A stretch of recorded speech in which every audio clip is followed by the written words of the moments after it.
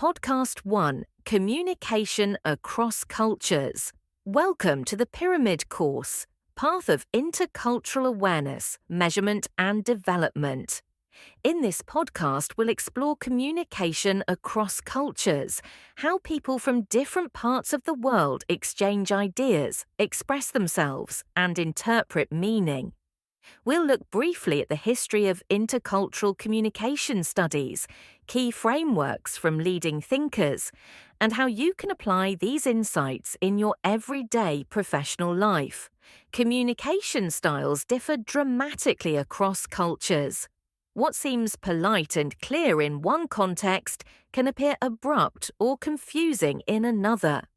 Understanding these differences is essential for anyone working internationally, training diverse groups, or collaborating with multicultural teams. Key aspects include tone, formality, timing, body language, and even silence. Recognizing your own default style and learning to interpret others can prevent misunderstandings and build trust. Edward T. Hall, 1976, introduced high-context and low-context communication. In high-context cultures, e.g. Japan, Arab countries, much meaning is implicit and conveyed through nonverbal cues or shared understanding. In low-context cultures, e.g. Germany, UK, messages are explicit and verbal.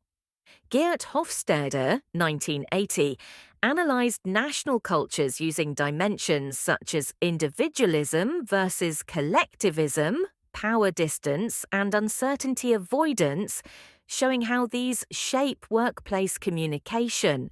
Fons Trompenaars and Charles Hampden Turner, 1997, developed 7 dimensions of culture, including universalism versus particularism and neutral versus emotional communication, illustrating how rules and relationships influence interactions.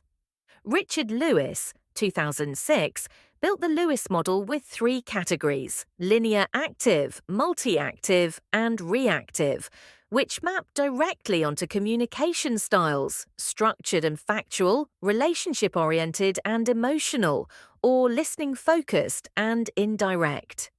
Erin Meyer, 2014, created the Culture Map, an updated tool for understanding differences in evaluating, persuading, leading, and disagreeing across cultures.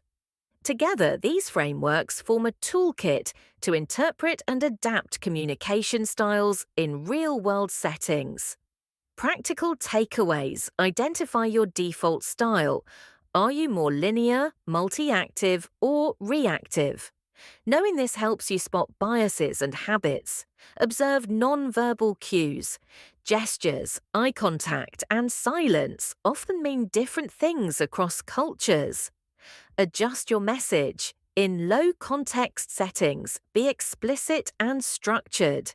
In high-context settings, allow time for relationship building and indirect communication.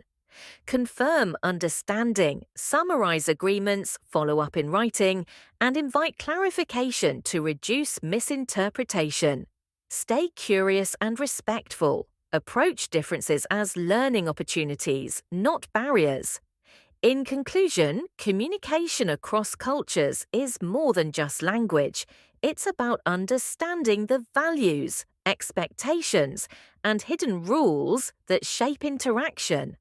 By becoming aware of these patterns, you'll improve collaboration, reduce conflict, and build stronger connections.